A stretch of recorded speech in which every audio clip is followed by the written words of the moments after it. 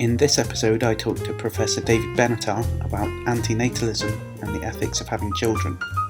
Just as a warning, we talk about things like suicide and abortion, and if you find those things distressing, this might not be the episode for you.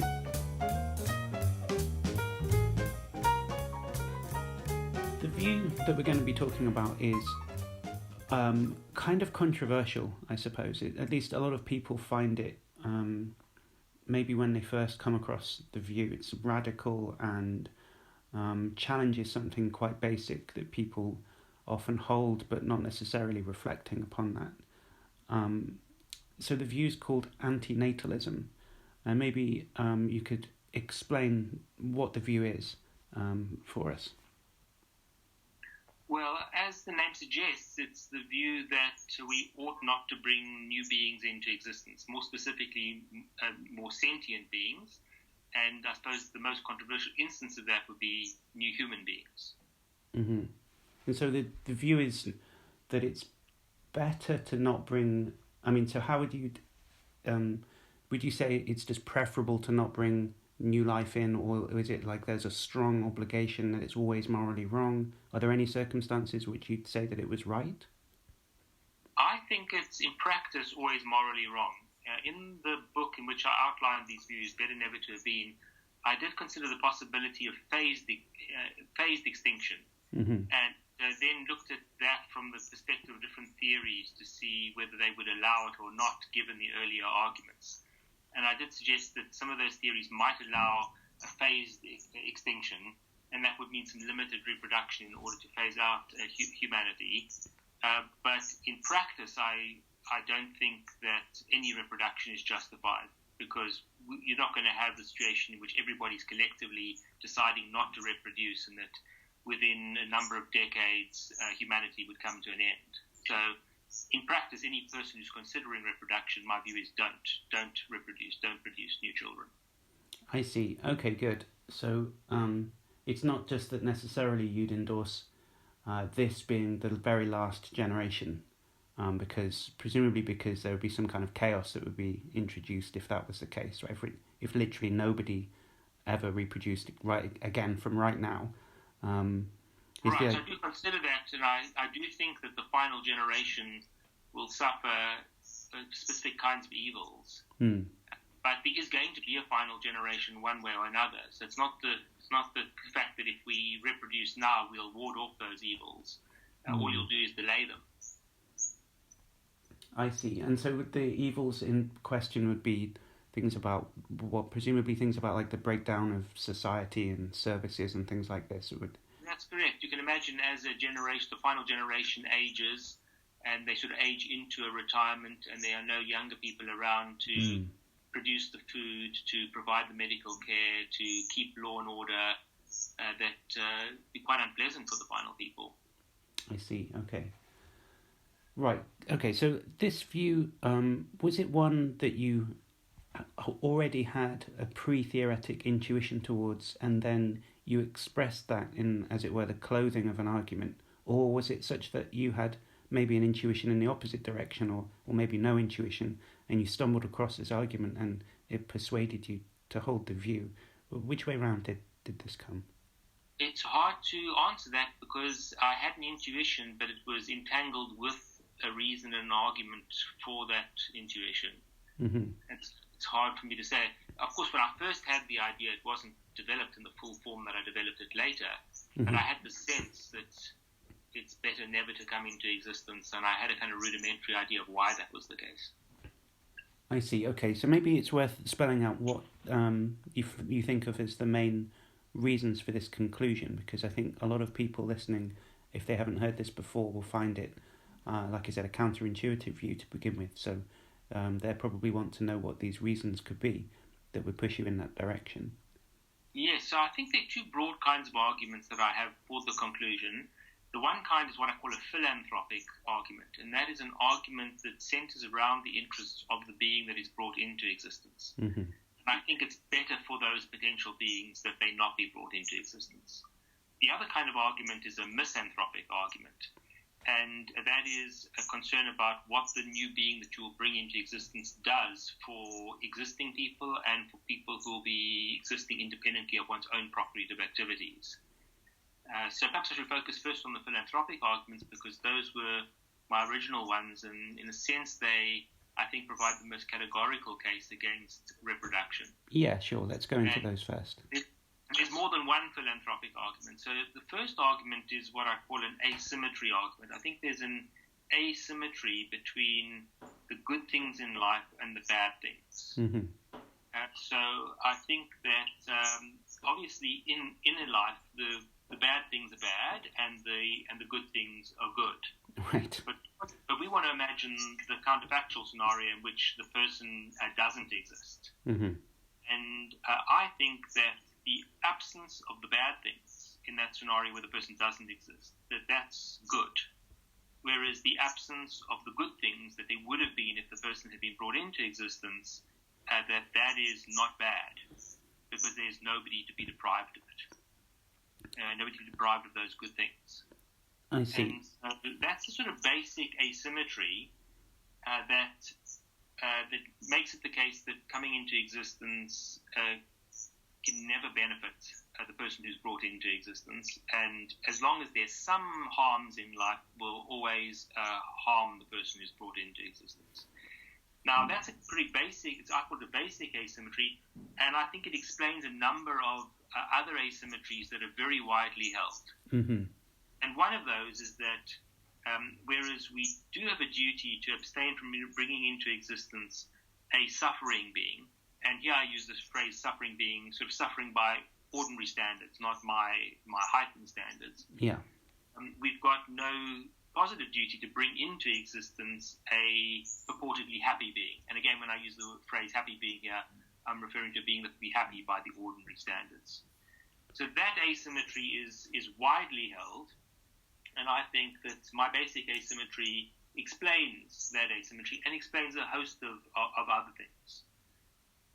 So when you say, so I certainly follow the reasoning. So let's paint a picture to make this vivid if we can. So you're saying on this, so there's this other asymmetry that your asymmetry explains, and that's that we're not under an obligation to bring into being something that would suffer terribly. So let's think of something. I think more than that, we don't have an obligation to bring them. We have an obligation not to bring. Yes. Okay. Great. Yes, that's better. Right. So we are under an obligation to not bring into being something that would just spend its entire life in suffering. Something like I don't know how to paint this picture properly, but some kind of partially viable baby or something that's very maladapted and that's just suffering with some litany of different types of diseases or whatever, and its lifespan is bound to be extremely short, and it's just going to be in pain the whole time. Is that the type of thing that you have in mind here? That's an extreme case, yes, but that would apply to a case like that.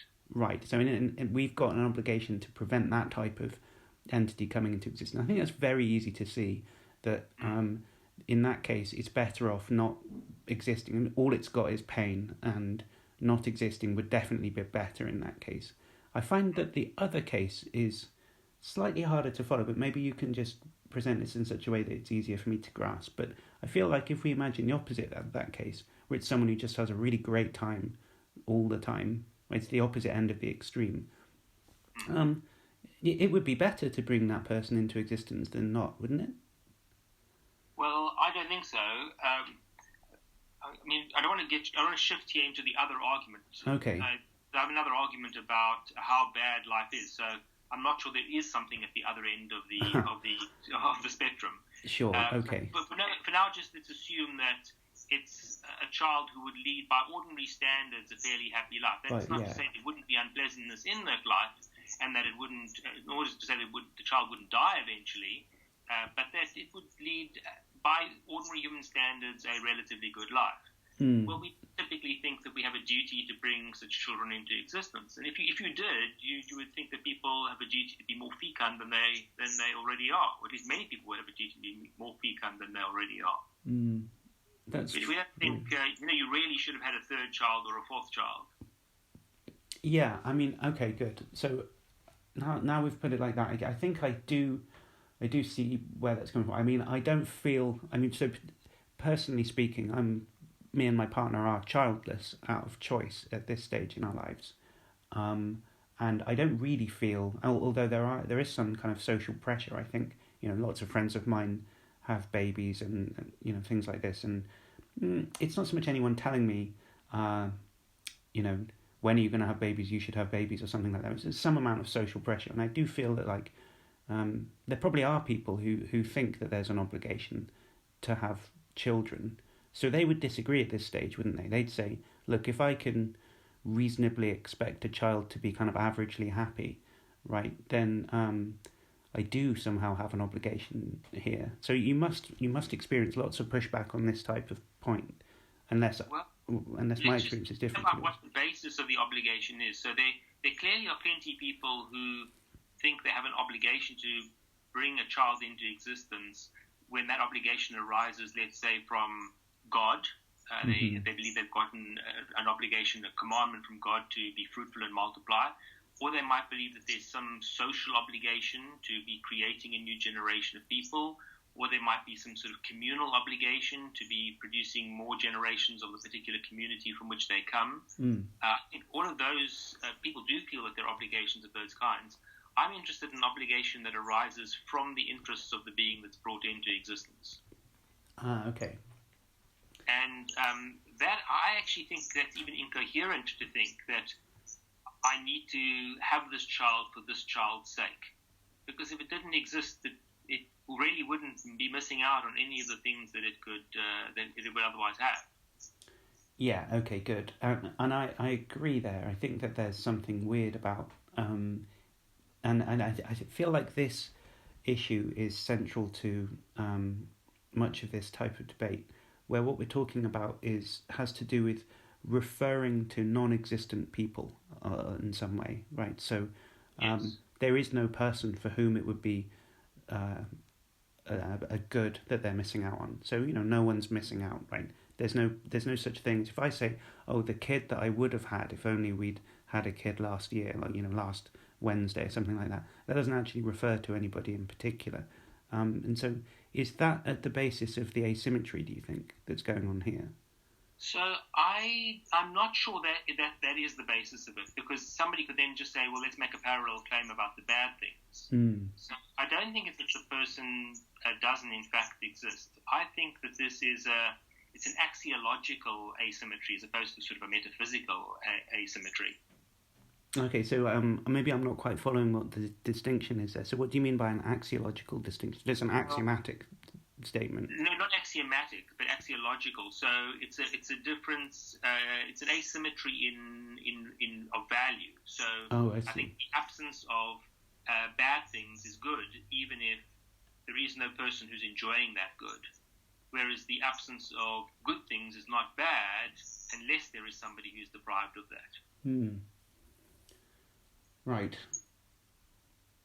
Okay, good. So maybe I feel like I derailed you from explaining the three different asymmetries that you felt like your main asymmetry was good at explaining, and I don't want to take you away from that explanation. Right, it's not particularly three, and there are a number, I think, of asymmetries that it explains. It also does other work in solving various sort of problems of population ethics, problems that people have otherwise had difficulty explaining. Okay, great. I suppose one thing we could do is get into those, but otherwise I could just sort of sketch out the other argument, the other philanthropic argument. However you prefer to set this up. I mean, yeah, let's maybe go through the other philanthropic argument, seeing as we're on this path already. So I think that asymmetry argument that I've presented so far shows that coming into existence is always a harm.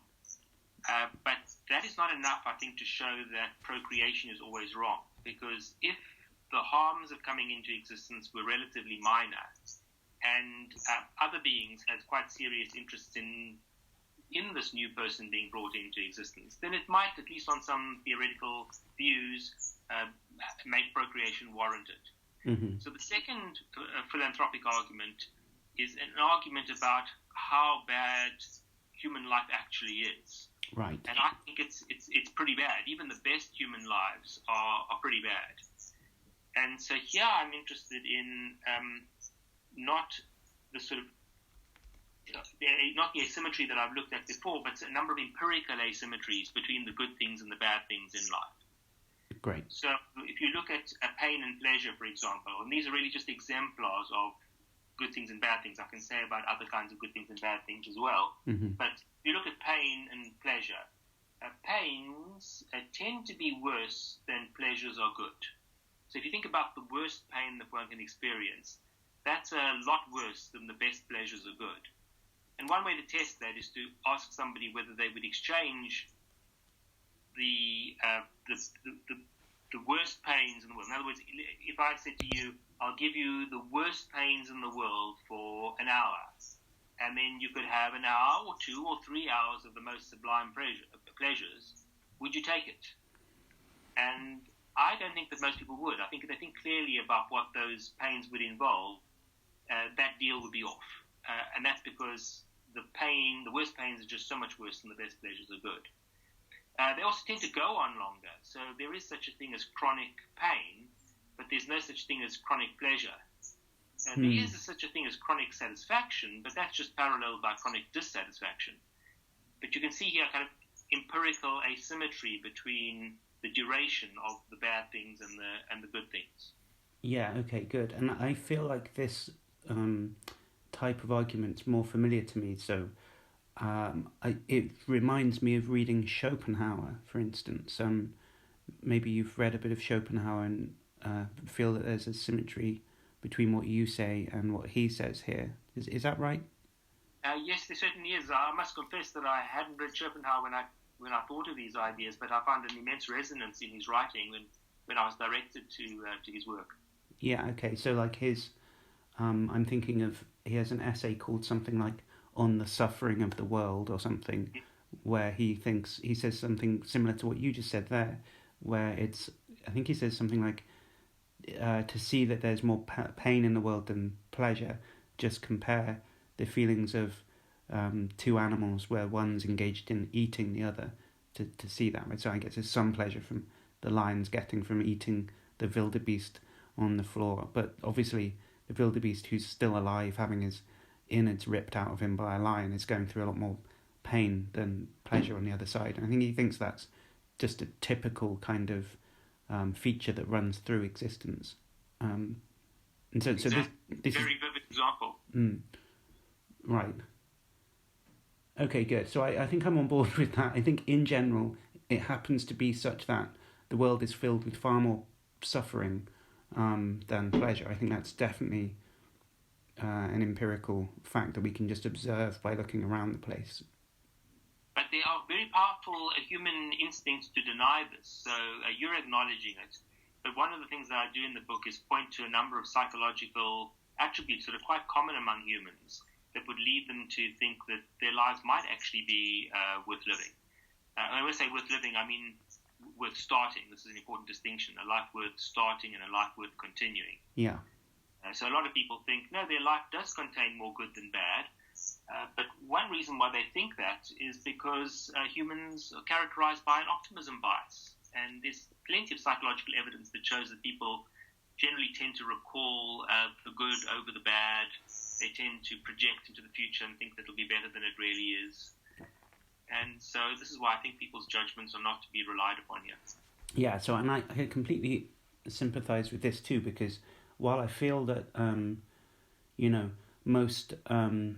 most of the animal kingdom is just one thing ripping another thing to pieces, right? And it's just the struggle of fighting and death and stuff. And even when you look at most of the human world, most people are terribly poor and in the third world and dying young and having diseases and stuff and in wars and stuff like this. So it feels like there's this very large prevalence of suffering over pleasure. On the other hand, I feel that doesn't apply to me. So I think this is what this bias is, right? I feel that I'm biased towards my own situation. I feel like even though everyone else is suffering all the time, I'm doing pretty well. So do you know, that's typical of this bias, isn't it?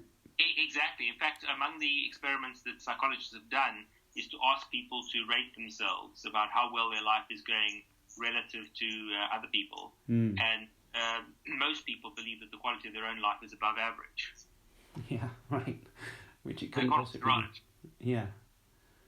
That's very interesting, isn't it? Yes. But also entirely understandable, because if you think about the evolution of humanity, beings that have these sorts of deceptions will be more likely to stay alive, in other words, not to take their own lives, and more likely to reproduce. That's right.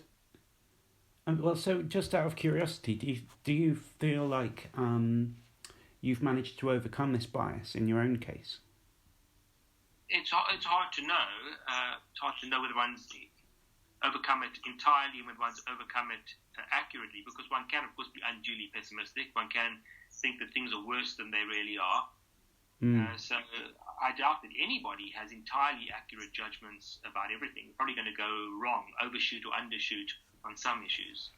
Yeah. And almost by definition, you wouldn't see that. So what you need to be sort of constantly alert and self-critical and seeing whether you can try to correct for this. But I doubt that anybody gets it exactly right. Sure. I mean, I was just feeling like, well, when it comes to other moral issues, after kind of coming to accept that something that you thought was, I don't know, say wrong is not wrong, after you intellectually accept that then it allows you to sort of see the world differently. And yes. I was just wondering whether that, so it doesn't, you don't have a strong feeling anyway that now you see the world right as a result of that. You still feel, well, I don't know whether I'm biased or not, even after obviously thinking these things through very, very carefully. I don't want to speak too autobiographically, but let me just say that I think one does have some perspective from thinking about these arguments. One always has to retain the possibility that one is mistaken, either about the whole thing or about the details. Okay, great. I think that's fair. That's about the best you can really do, isn't it, in this case?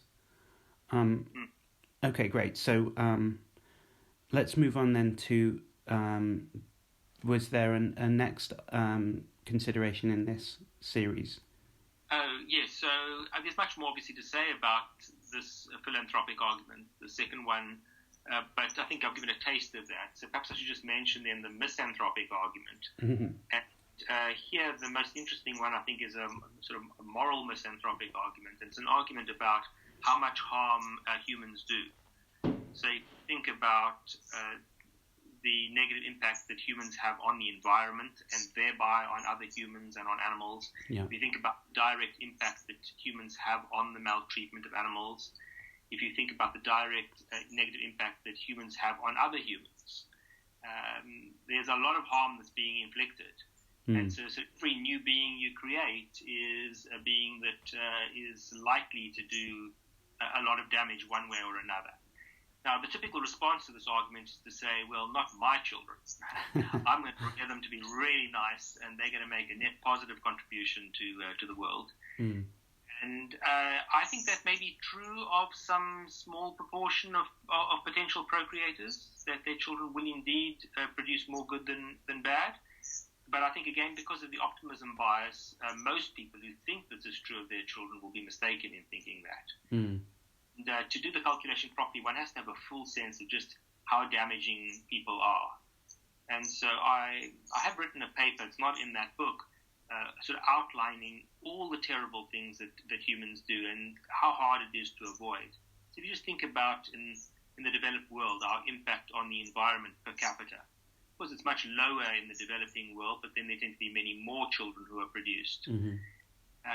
And if you think about most people eating animals, well, they're contributing over their lifetime to quite a vast amount of suffering. And then just think about what it takes to rear a child to be a decent human being or a relatively decent human being. One's fighting against quite powerful negative drives within humanity. And to think that there's not going to be evil done. It doesn't have to be on a grand scale. I mean, there clearly are people who do participate in mass murders and genocides and various forms of repression. But even in an individual basis, the sort of petty cruelties and inconsideratenesses and and other evils that we do to one another, the dishonesties. There's a lot of that, and I think people tend to underestimate it. Yeah, okay. So that seems right as well. So this is kind of unavoidable. Damage that is done to the wider world and community around you just by being a normal person in, I say, at least in Western society. So like, and I would say not just Western society. In some ways, it's exacerbated in the more consumerist societies, but it's true in other parts of the world too. Yeah. I do want to emphasize that the misanthropic argument, I don't think, provides a categorical argument against reproduction, whereas I think the philanthropic argument does. Yeah, right. So I was going to try and pick your brains about this. So if we were able to somehow construct more utopic scenario, like I know, some kind of Star Trek-y thing where, you know, there's no money, no one needs any, like, there's no oppression, there's no prejudice and stuff like this. If we could just develop society so that people weren't dicks to each other, and we found like green fuels and everyone was vegan, and I don't know, if we were able to transcend all of these petty kind of ways that we were rubbishing the world around us, then that would, in some sense, get rid of that part of the argument, right? In some sense, that part of your argument is contingent on us acting in a certain way that we don't really need to, that we just happen to be doing now. Yes, although I think that contingency is a very deep contingency. I think that the hope that we will someday overcome all of those things is, I think that's another instance of undue optimism.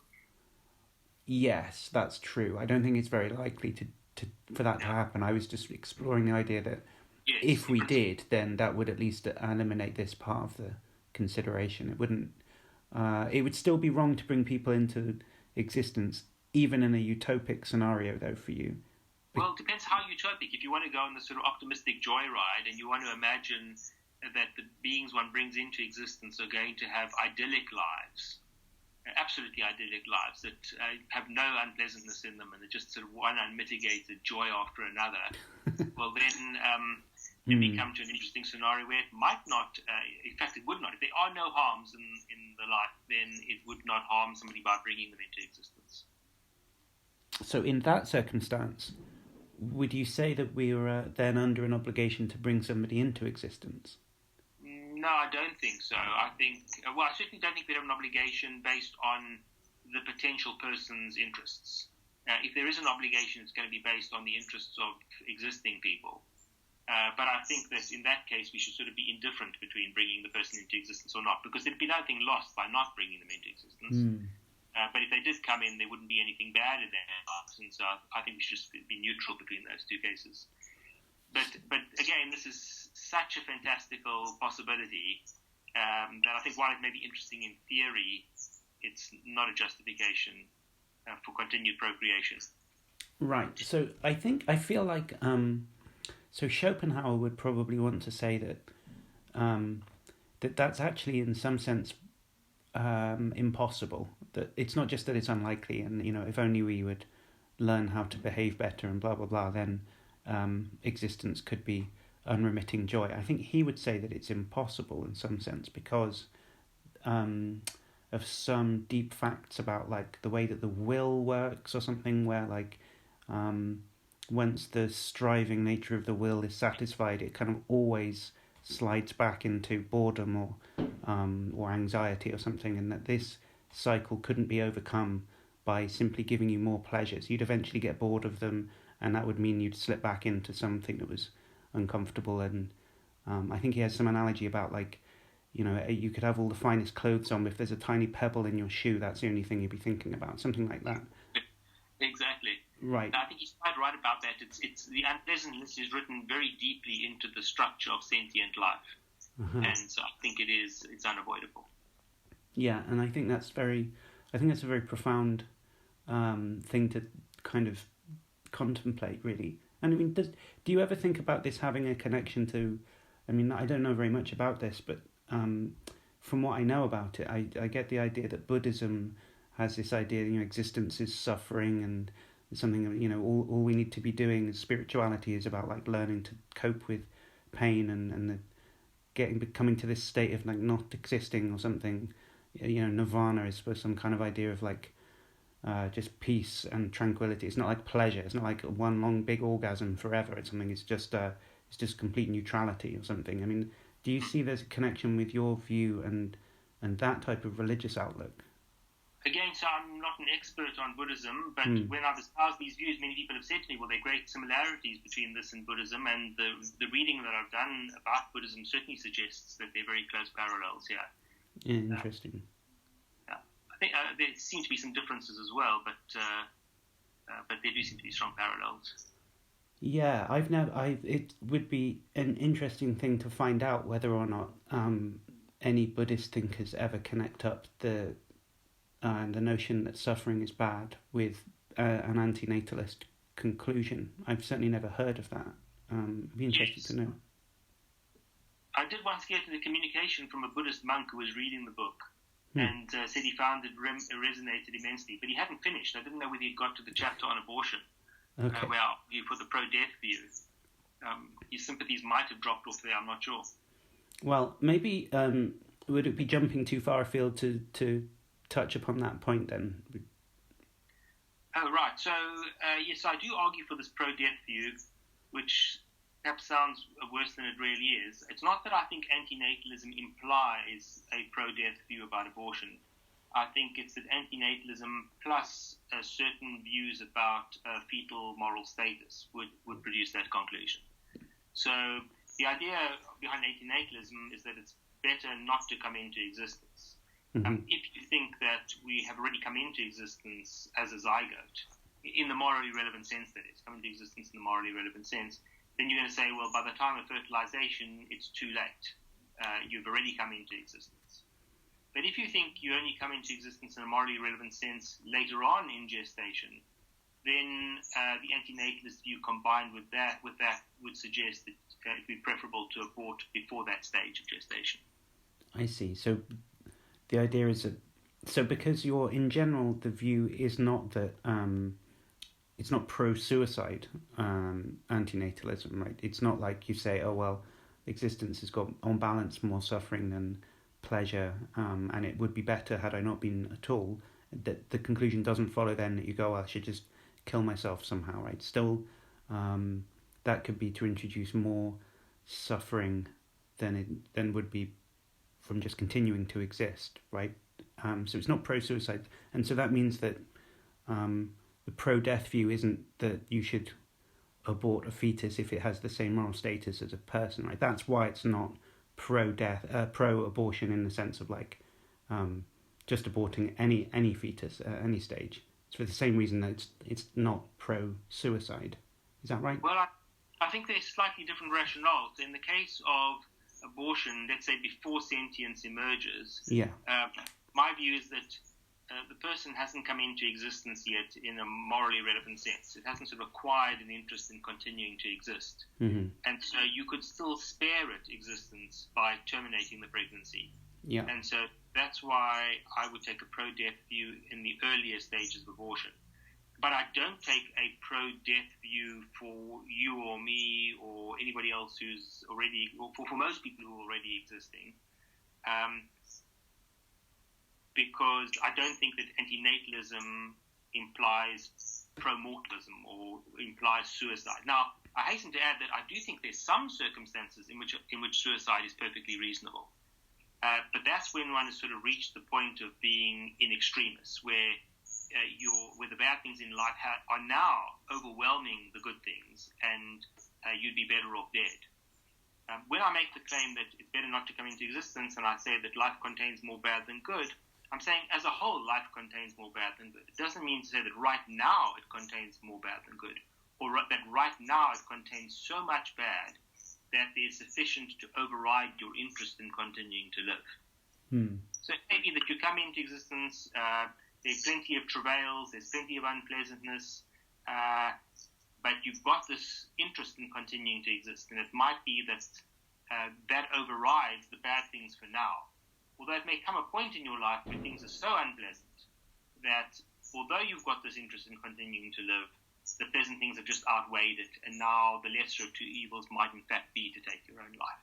And those, sorry, go ahead. Well, those would be cases that are pretty extreme, right? So, like where you have a terminal disease that's degenerating or something, and there's absolutely no hope of any cure or any respite from it getting worse and worse. Some situation like that, right? It's not like you get your heart broken and you're really upset about it, and then you're saying, well, in that case, you should kill yourself, right? You're not.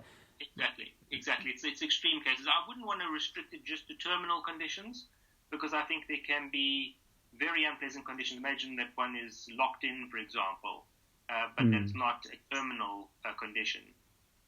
Then that might still be so bad that you'd be better off dead. Of course, you're going to have difficulty killing yourself there. You're going to need help from somebody else. Or if you think about somebody who has terrible burns all over their body, and the treatment of this is excruciating. And it might be that 5 years down the line, they're not going to be in excruciating suffering, and in 5 years' time, they may feel like their life is worth continuing, but they also might now think that it's not worth enduring these next 5 years because of how unpleasant it'll be. So I wouldn't want to restrict it just to terminal conditions, but it certainly would be relatively rare and exceptionally bad conditions. I see. And I mean, this is a slight aside, I guess, but like, would you be of the view, I mean, because some of these are very delicate issues, well, most of this, I think, is a very delicate issue and needs to be treated quite carefully, but presumably you wouldn't necessarily want to see, well, I don't know, let's see, when it comes to legislating around these issues, I mean, because this is where it starts to become quite tricky indeed. I mean, it's one thing to say that you can make your own mind up in a certain case like this. It's quite a different thing to consider what the impacts of turning a view like this into law. I mean, would you be one? I mean, okay, so I feel like really the main consideration that counts against something like euthanasia is the idea that once it becomes legal,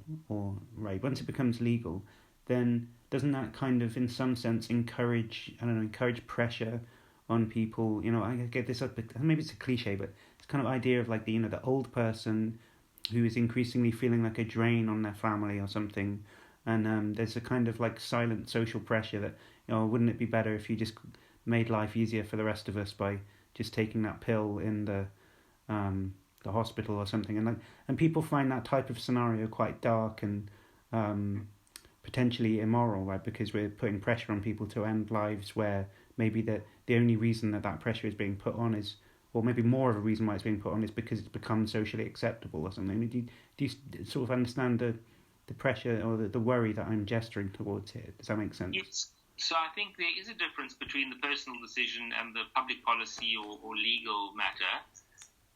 And I am aware of this reservation or this worry that you've mentioned. I don't know whether it actually is true, as a matter of fact. In other words, I don't know whether in jurisdictions where assisted suicide, euthanasia is allowed, people really are under the pressure to take the pill.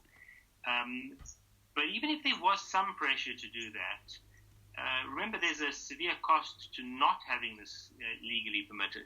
Because all kinds of people who really are enduring unbearable conditions are forced to continue bearing them until their death would occur, their natural death would occur. And that's a severe cost. So in a sense, when we're making the public policy decision, we've got to weigh up the risks of abuse against the value of having that option to people.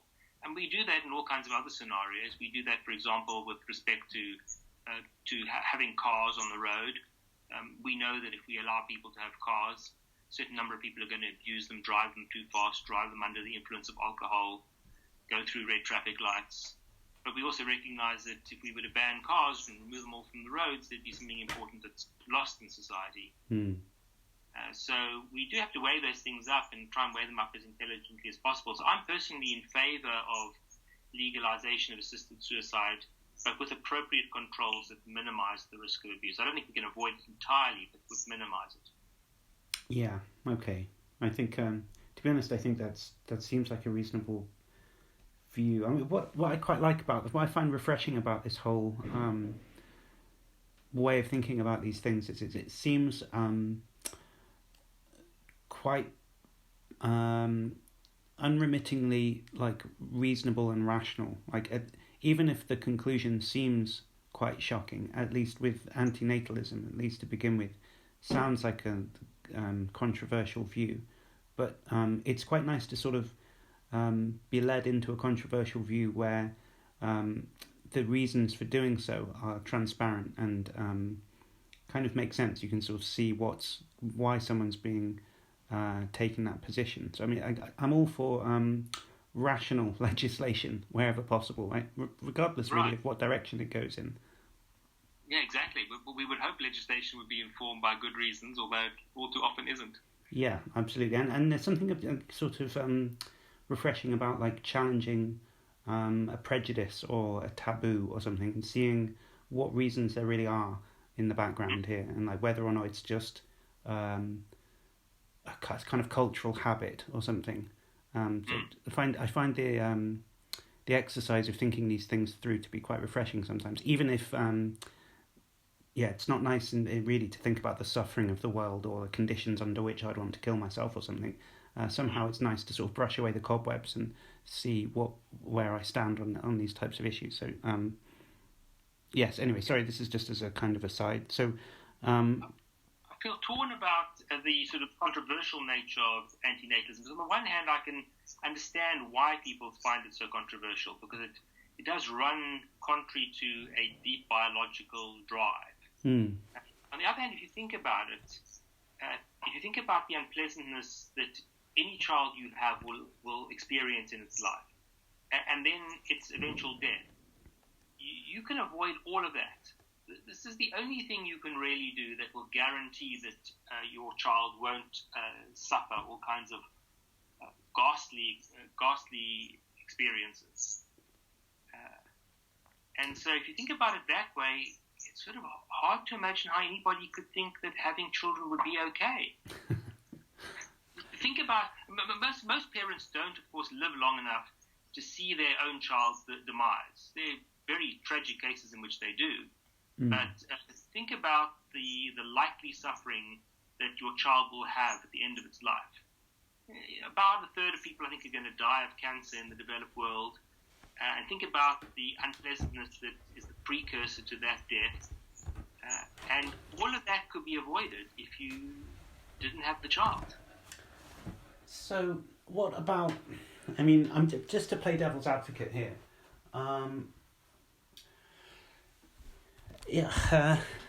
Is there can I make a case like this where there are undoubtedly goods in life, right, that are pretty good, and I mean, sometimes do you have this like where it's like an early morning and it's a really nice sort of sky or something, you look up and think how beautiful it is and you get a sense of like being lucky to not just to have any kind of experience at all somehow, and think, well, it's lucky to have this one in particular. And don't you feel that there's a kind of that sense of luck there points in the opposite direction? Is it not possible to overcome the sufferings in some way, that sense of luck?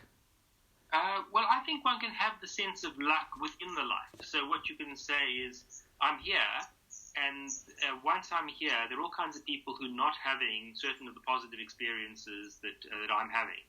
And they're unlucky relative to me, and I'm lucky relative to them to have it.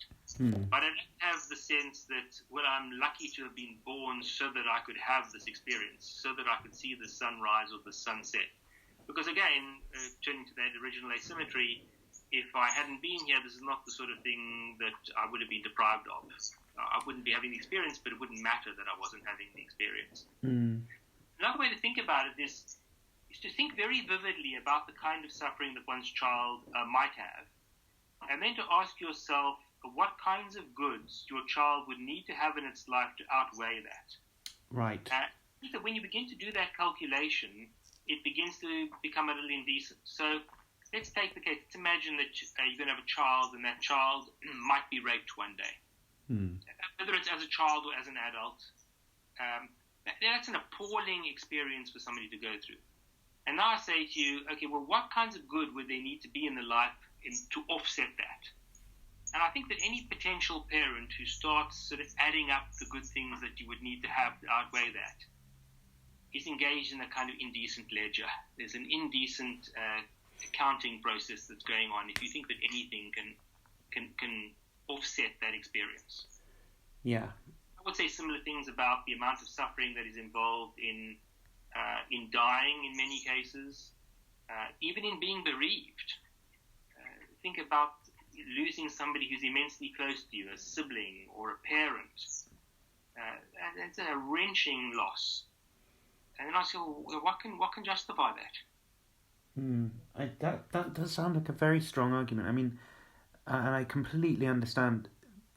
So, because when you start to say, well, I mean, for someone to be, if I was to try and say, oh, the amount of suffering of being mauled or raped or dying of a disease or something, well, as long as they got to live as like, I don't know, an attorney or like as a judge, or they have this like really fulfilling intellectual life, then that would justify it. Then that type of reasoning makes it seem like, well, then it's okay to maul or rape or something someone who's in that social standing because, well, they've had a good enough life, right? They've earned that type of pain or something. Like it just balances out, and that's what you mean by it being an indecent ledger, right? Because nothing could really outweigh those. Is that right?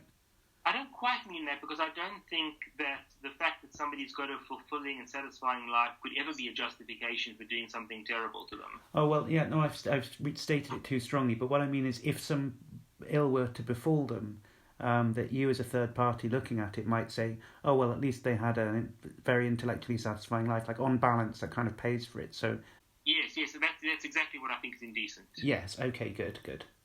Right, and that seems right as well. Like there wouldn't, it doesn't really, there couldn't be anything that would like really pay the debt that was incurred by that suffering. And yeah, it does seem like it's absurd to try and play that game of balancing the books like that. Yeah. Yeah, okay, that's quite compelling actually. I think lots of people who have children either plan to have them or just have them through error really have their heads in the sand. They're not thinking about all the unpleasantness that child is going to face. Yeah, that's totally right. Almost nobody thinks through parenthood enough, I think. So I was having dinner with a friend of mine where I was talking to him about issues, I guess, somewhat similar to this. But one of his responses was that, well, the type of people who never think that thing through shouldn't be parents. And by thinking it through, even if you come to this decision, it means that you're thinking about it enough that means that you're good enough to become a parent just as a result of that. I'm not sure whether that... you should, if you're going to be a parent, I guess the point is you should at least be prepared for the fact that what you're doing is likely to incur suffering on that child in the first place. You need to go into it with your eyes open or something. Yes, it's hard to know which is worse. People sort of not thinking about it and then having the child, or whether they're going with their eyes open, knowing full well all the unpleasantness the child is likely to have, and nonetheless go ahead and have the child. Yeah, all right. Both are bad in different ways. So to me, I think at the point that I'm at in this thought process is that, well, certainly for the misanthropic reason seem to me very compelling as well. I mean, you gestured towards the idea of the population control considerations, which maybe we can come back to in a minute. But I want to try and make a distinction between antinatalism and anti-parentism or something, and maybe there's a better word for that. But it feels to me like when you take the antinatalist view seriously, it doesn't mean that there's an anti-parental element to it, because actually the option of adopting seems to be more pressing almost. It's like, well, there are children who need parents or whatever, who don't have parents, and if you choose not to spend your, let's say, parenting potential by making a new person, you could spend that parenting potential bringing up somebody who already exists. It starts to seem like it's quite a compelling reason that you should always adopt, if there's no other reason why you shouldn't be a parent, say. if you could be a parent and you want to have children, what you should do is not procreate and adopt.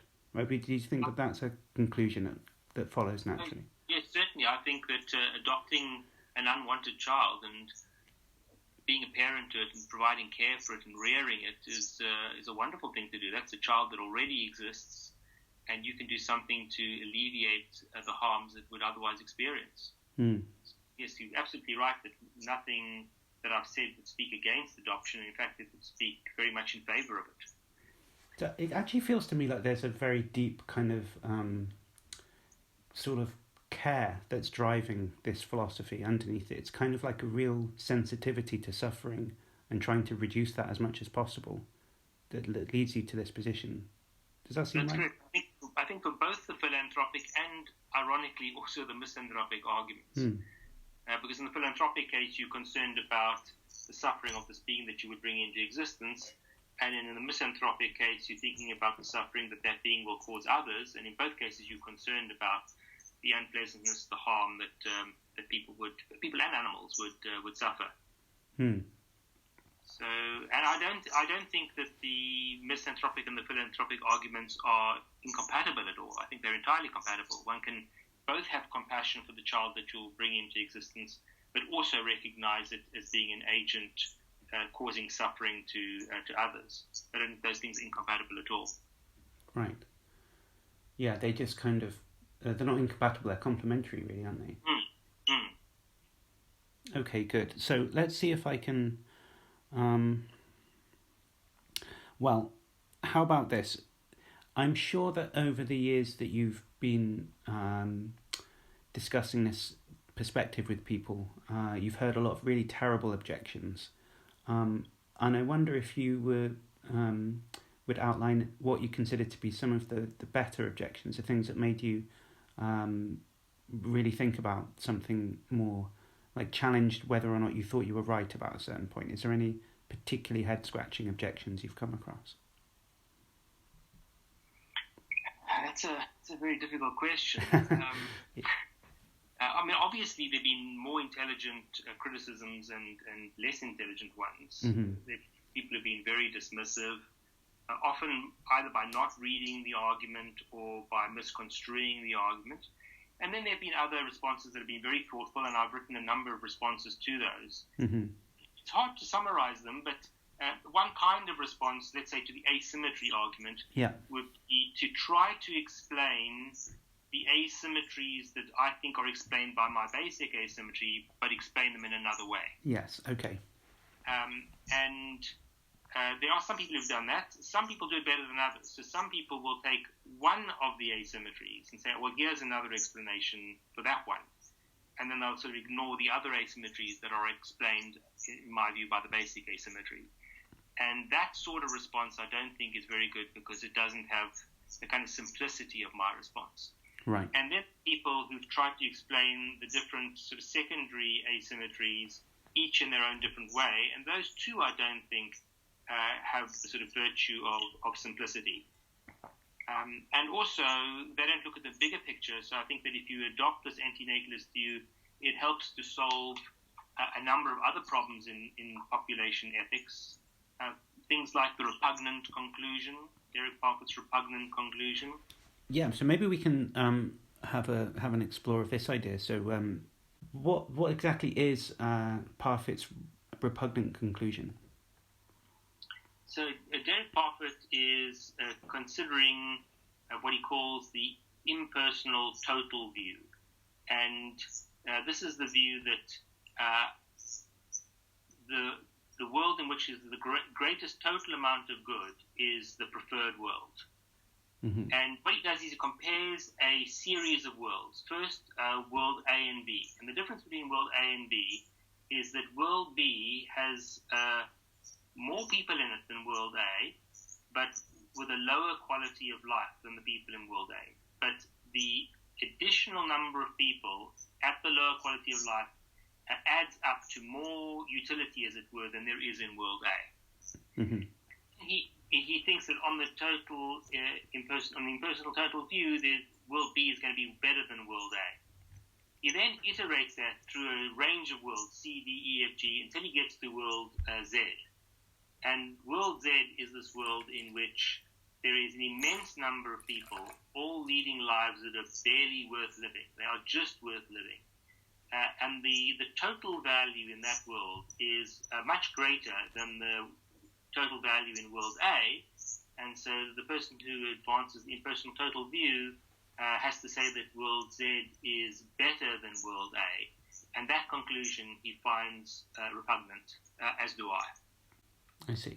And I think all those comparisons and all those problems just get alleviated if you think that every time you bring somebody into existence, you're inflicting a harm on them, and the worse the quality of the life that they would have, the greater the harm that you're inflicting.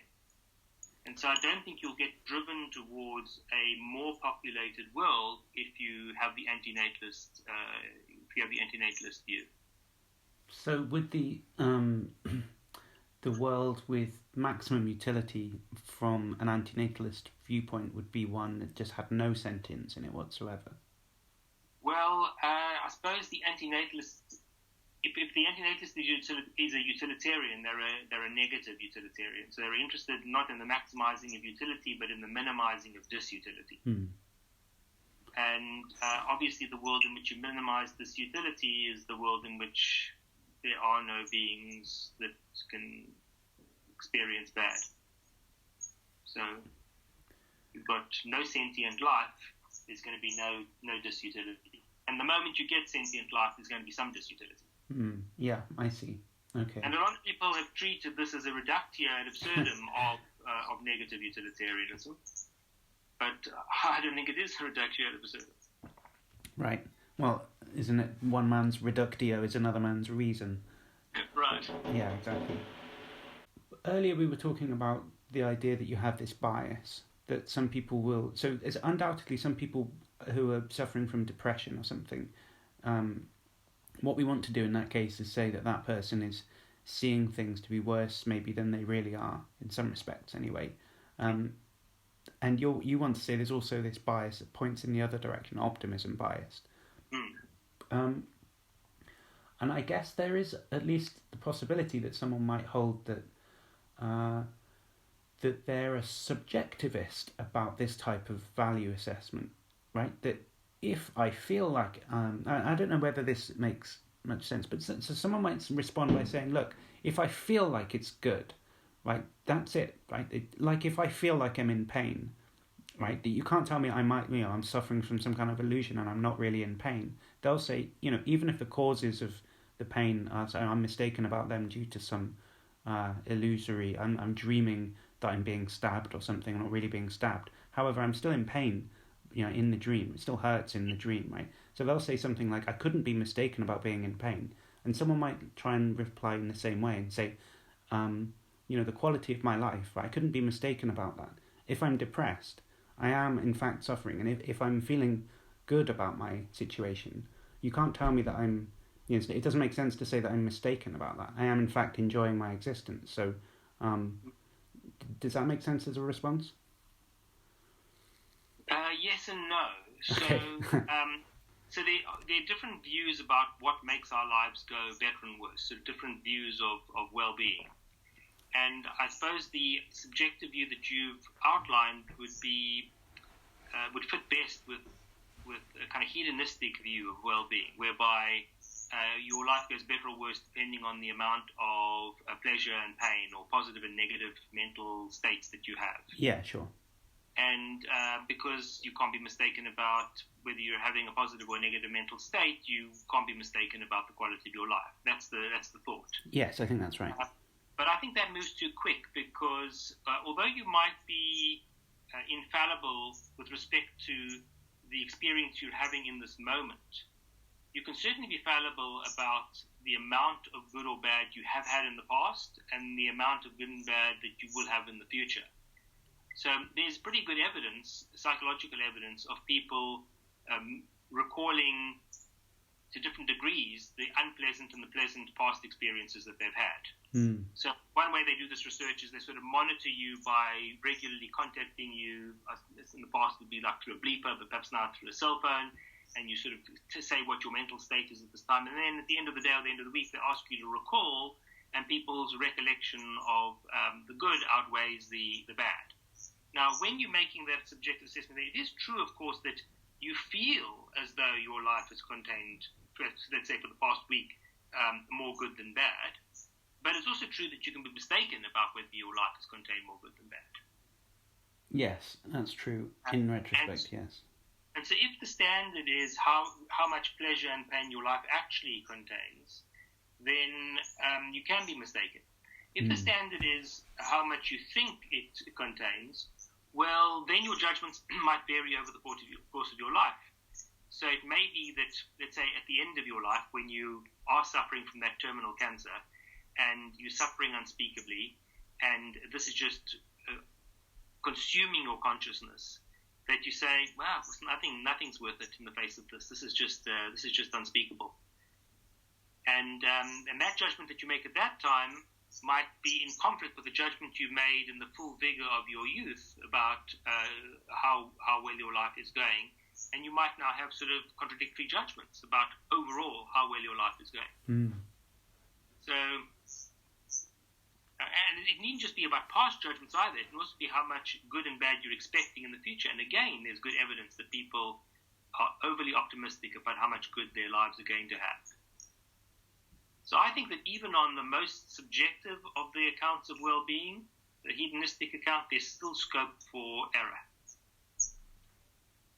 Yeah, okay, good. I think that does address that point quite well. But what I will say is that I do think that one's disposition can feed into the actual quality of your life. So let's imagine you've got the person who's unduly optimistic and they think that things are going better than they are.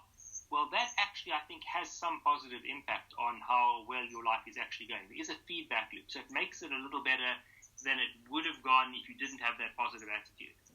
And if you've got a negative attitude and you think that things are worse than they actually are, it actually becomes a little worse than they otherwise would have been. But that's not to say that your judgment, your resultant judgment is an accurate one. You might still be misassessing how good or bad your life is, even though your misassessment has some impact. It just doesn't make it decisively that your life is the way you think it is. Yes, I see. So that makes me think of there's this thing in social science called the Hawthorne effect.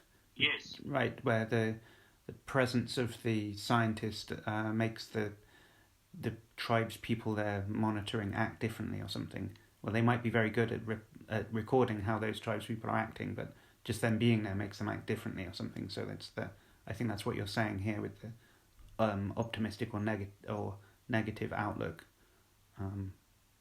It can influence how good your life is. That's correct. Yes. Okay. Good. Yeah. Right. No, it's given me a lot to think about here.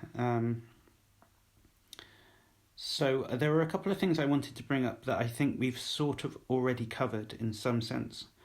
Let me see if I can try throwing another type of consideration at you to see how you respond to it. So there's a very closely related area which is about the discussions about death and whether death is something that should be something that about which you should be worried, right? Whether being right. So obviously it makes sense to fear the last stages of life when those involve typically pain and suffering, some bleeding out or having a disease or something that's going to involve lots of pain. But then there's this kind of slightly more intangible question, which is, does it make sense to worry about simply not existing at all, right? Like as if, so even if you knew that you were just going to fall asleep and not wake up and there'd be no pain involved, would you still be sort of nervous when you were about to go to sleep? Would it be something you were worried about what was going to happen? And some people will say that doesn't make sense, that type of worry. So I guess kind of people who are thinking along Epicurean lines will try and say that there's something wrong about that type of worry, and that you shouldn't be worried because it doesn't really make sense to have that worry. On the other hand, it's a worry that a lot of people have, I think, just the fear of not existing at all. And I think when you try and explain what's going on with that type of worry, often people reach for an explanation which is along the lines of saying, well, there's something about existing, there's having experiences in general. I'm gonna not have that anymore, and there's something good about having that which I'm not going to have, and I'm kind of worried about what that's, you don't want to say what that's like, not having experiences, because that sounds contradictory, but you're sort of anxious about the idea of not having experiences anymore, which presupposes maybe that having experiences is good. And if that makes sense at all, which I mean, I'm quite undecided about, but does that mean that it makes sense in some ways, that consideration to have in favour on the other side of the scale, which is that like existing, even, let's say, on balance, obviously having bad experiences is bad, and if you knew you were going to have bad experiences, that's a reason to not want to continue existing. But if everything else is neutral, isn't it better to have a neutral experience than none at all? I mean, don't you find that to be some kind of consideration on the other side of the balance here? So I've actually discussed this question in a new book that was published this year called The Human Predicament. Okay, great. And I looked there at the question about whether death is bad, and I engaged these Epicurean arguments. And my view is that death is bad for the person who dies. Okay. But that's because once you exist, you've got an interest in continuing to exist. Whereas if you don't come into existence, you've got no interest in coming into existence. Or before you exist, you've got no interest in coming into existence. And so what death does is it thwarts that interest in continuing to exist. Right. And if you speak about you're speaking in a way about the deprivation account, about to say that death deprives one of the future valuable experiences that one would have had if one hadn't died. Well, again, what I would say about those is that, yes, it would have been good for you to have those future experiences, and you are deprived of them, but that's because you have existed at some time. If you never existed, you would not have had an interest in having those positive experiences. So what happens is, once you are brought into existence, you're sort of doomed, because now you're vulnerable to everything, including death, including the deprivation and the annihilation of the self. Whereas if you're not brought into existence, the absence of the positive experiences you would otherwise have had is not bad. You can't be annihilated because you've never existed. And it's because death is bad that I think we've got a real predicament, that we are in a real predicament. It's that life is good, but life is not good, and death isn't good either. It's not, you can't just get out of it. Yeah. There's no free ticket out. If you die or if you take your own life, there's something that's been lost.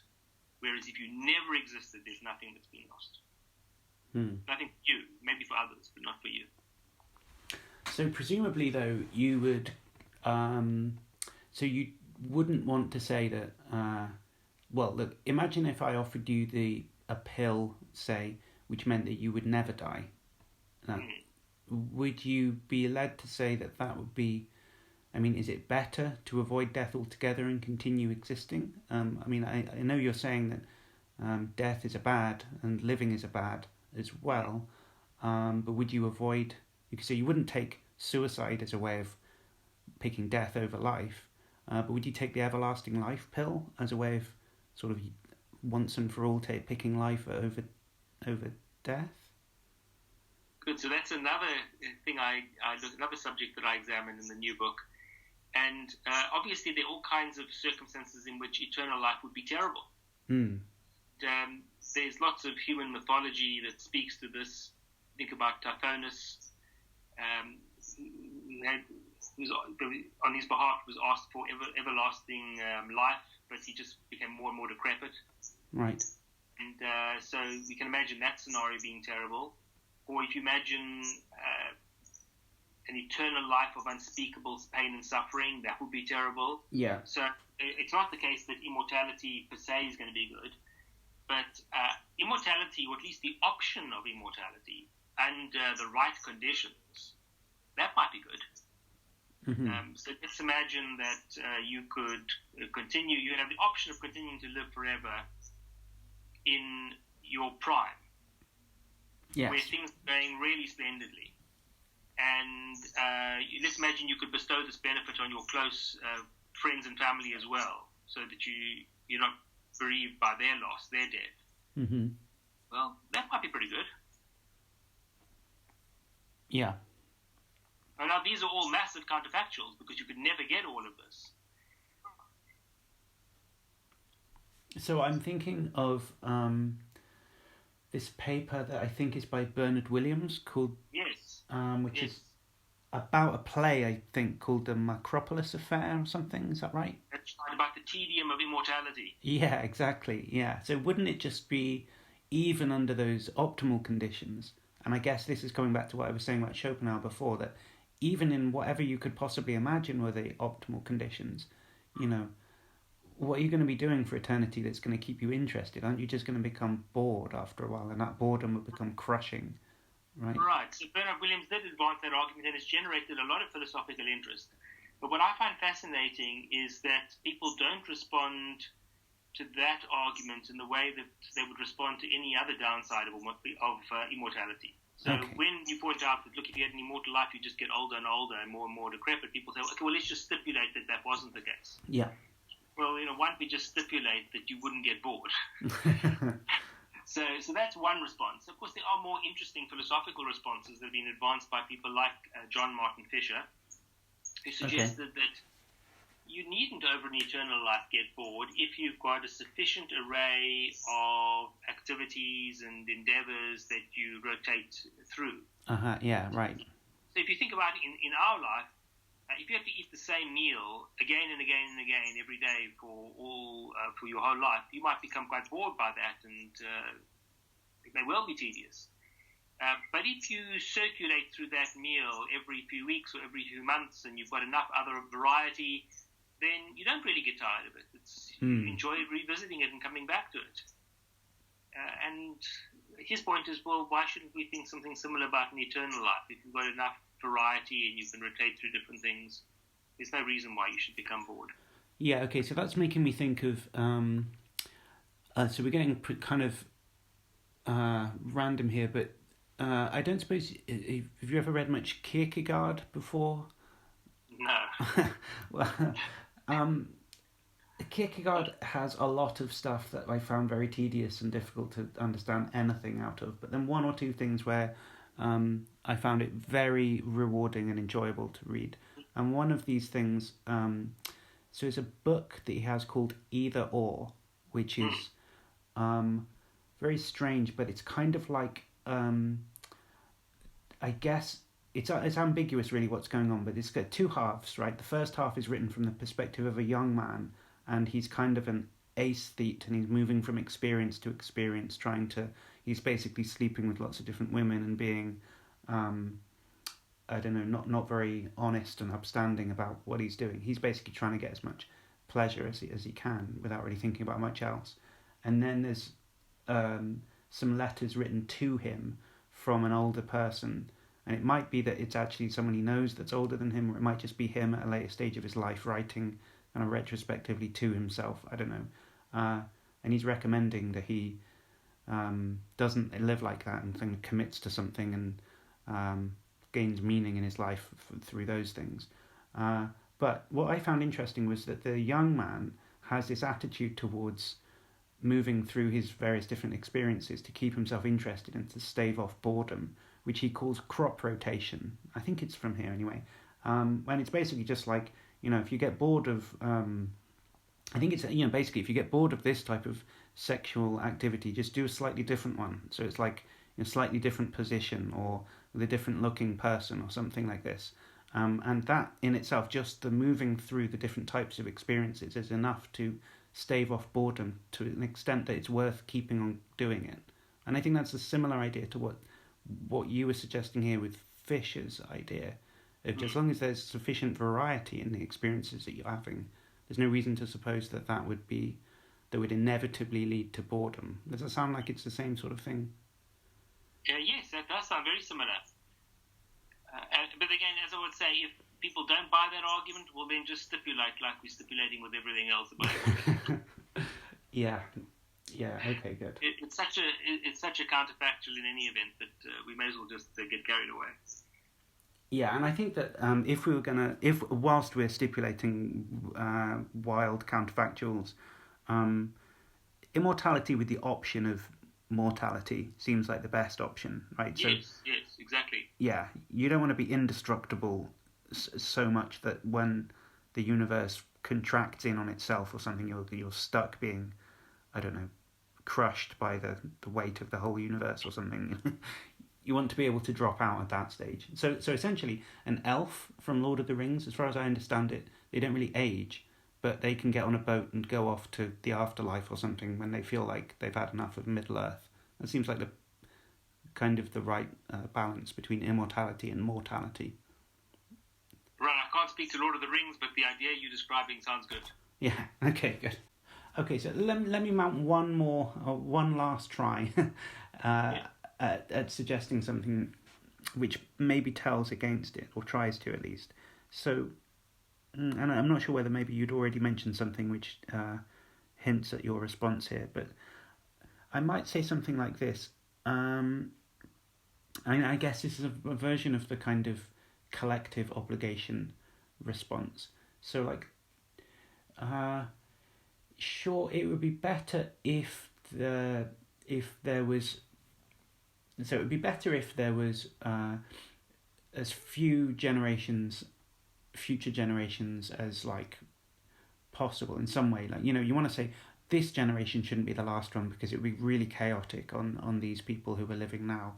They'd probably all suffer terribly if we wound up humanity with this generation. Better to at least extend that in some way so that we could wind up humanity as quickly as possible, but in a kind of orderly way, right?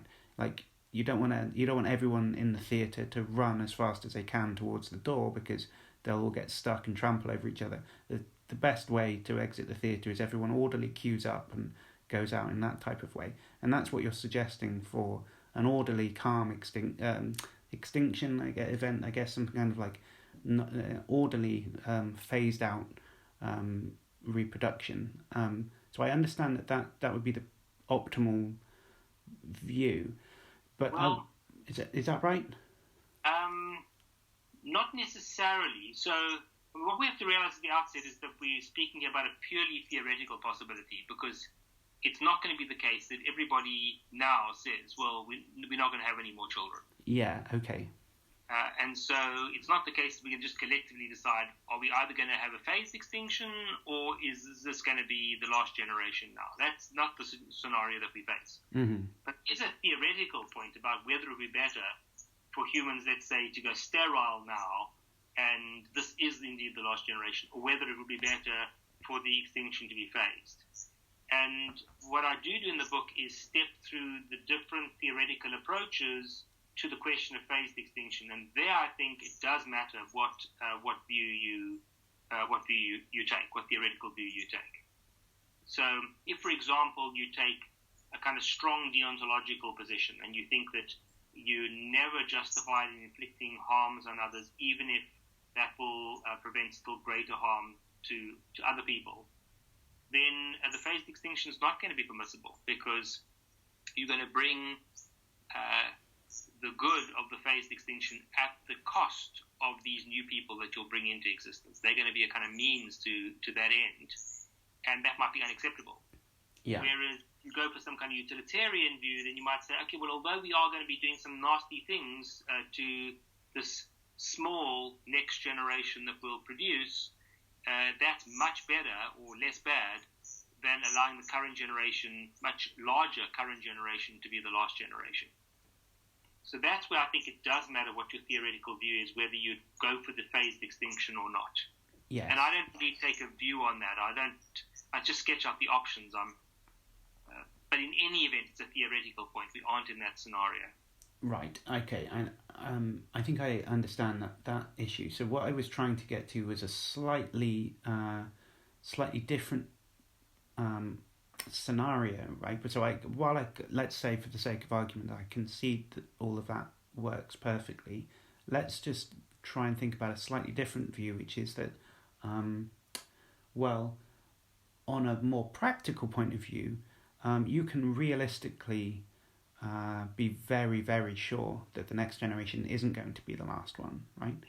No matter, so now we're moving from the realms of like, well, what, in an ideal situation, what would I have things be like or something, to, I feel like, I'm not sure if I'll be able to express it, and hopefully you'll be able to see through my clumsy expression of this, but I feel like there's an analogy which is something like, look, imagine there was a room next to the room that you're in, and you don't know for sure if there's anyone in there, like you can't see in or anything like that, but for some reason you've got a very strong probability that there is people in there. I don't know, maybe you've seen a load of people recently go in and you haven't seen anyone go out, right? You don't know that they haven't all escaped via a trapdoor or something, but like you feel very confident that there are lots of people in there.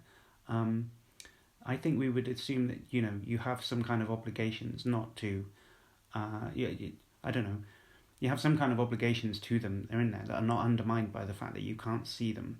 And that seems fairly straightforward, right? That I wouldn't press the button that filled the room with gas or something. Just be like, well, I don't know there's anyone in there, so that doesn't excuse me, right? And something like that consideration seems to play forwards here. Like, well, I know there's bound to be people in the future from me now, and then, and maybe you'll disagree with this point, does that give me some kind of obligation to create more people? Only because, if I didn't, then there'd be less people that could help out and stuff. And like even though they're bound to be quite clumsy and they'll emotionally hurt people around them and blah, blah, blah, like we do actually still need people to, I don't know, maintain the roads and the hospitals and the schools and stuff. And given that those people are going to exist there anyway, using their roads and the hospitals and the schools, there needs to be people there that can maintain them. And, even if you concede with the antinatalists, it's probably better if there weren't any future generations to experience those roads and schools and hospitals and whatever. Given that there will be, doesn't that mean that I should chip in and make someone that can help those people rather than not making another person? I'm sure I've expressed that in a clumsy way, and I hope you can see through that to see if there's anything there. So I have difficulty making sense of it for the following reason. Uh-huh. So I'm imagining now the scenario where other people are going to reproduce, and as a result of that, they're going to be future people. Yeah. And that part I can make perfect sense of. Yeah. I don't see why I now need to have a child to serve those people, because part of what I'm imagining is that all these other people are already having children. So from among those people, there will already be people who will make the roads and teach the young and heal the sick, and it's not clear why I now need to reproduce in order to contribute to that further. There'll already be people there to do those things. That's what you've stipulated in the scenario. Yeah, I guess that's right. And I suppose maybe what's clumsy about my example is that on the one hand, I'm trying to express the idea that like there's a kind of prisoner's dilemma-y thing where like if I want to make this decision maybe for my own sake, like to not have children or something, but if everybody did that, then it would be worse for the group or something. I think that's what I'm trying to express here, that like maybe even I feel like what I'm doing is for moral reasons, not having children, but if ultimately everybody was to do that, then, or if large numbers of people were to, if say 25% of people, I don't know, randomly, I just picked a number, say 25% of people chose to be antinatalist, then there would be a significantly decreased amount of people who were there and to maintain the roads and the schools and the blah, blah, blah, right? And at some point, does it start having a detrimental effect on those future generations, which are going to exist anyway, if enough people start to make this antinatalist choice? Like, I feel like if everybody did it, then you start to get the benefits of there's just fewer people having suffering. But there's some kind of critical point you have to get over. like maybe 25% or something, where all it's doing is making life worse for those people who will be there in the future. And it's not really doing anything moral. It's just decreasing the quality of life for those who are going to exist anyway. I don't know whether that helps explain my intuition here. I think I understand it, but then, of course, your decision is in a particular context. So if it were the case that most people are not reproducing, but there's some who are, and now you've got a question about whether you should contribute in order to help those people in this phased extinction. Well, that's a very specific set of circumstances. Yeah. That's different from the circumstances that one is in now. And one may take a different view in that case, depending on what view you take about phased extinction. And so that's why I think it comes back to that. At some point, I thought you might be saying something different, and that is this, that if one's an antinatalist and one does not produce children of one's own, one might still have duties to the future people who will exist independent of one's choices. So perhaps you've still got a duty not to destroy the environment, even though the destructive effects on the environment will only be felt 2 generations' time. Yeah. And I would say, yes, absolutely, we've got duties of that kind. But there'll be people who exist down the line that have nothing to do with me. They won't be the result of my reproductive choices, but they'll be there and I'll be harmed by things that I can do now. And so I ought not to do those things now that will harm them later. Yes, that seems very straightforward to me. That okay, so that wasn't what you had in mind. No, and I'm not sure. Now I've said it out loud, and your response has come back like that. I'm not sure that I often find this with these types of issues, because I'm my philosophical background was in metaphysics and logic. So ethics has always been something that's been on the side of the philosophy that I've been focusing on. So I think sometimes I'm liable to work through things that actually don't really make any sense, and it's quite therapeutic to try and work out whether something that seems like an issue actually is an issue, or whether it kind of dissolves on contact with discourse or something. So anyway, I think I'm conscious that we've been going on for a rather long time now, and I know that you won't have... none of us have an infinitely long time to spend talking these things through. So I'm going to let you go now, but I've greatly enjoyed this conversation. I really appreciate that you've spent the time to talk these things through with me, especially because sometimes I've stumbled through saying things as clearly as I could do, and I appreciate your patience with me there. I admire you. This is stuff I'm familiar with, and I admire the way you've handled all, and I also want to thank you for being such a considerate interviewer, so thank you very much. Okay, great. Well, thank you. So it's been very enjoyable, and so at this point, I guess we'll call it a day, but thank you very much for coming on. My pleasure.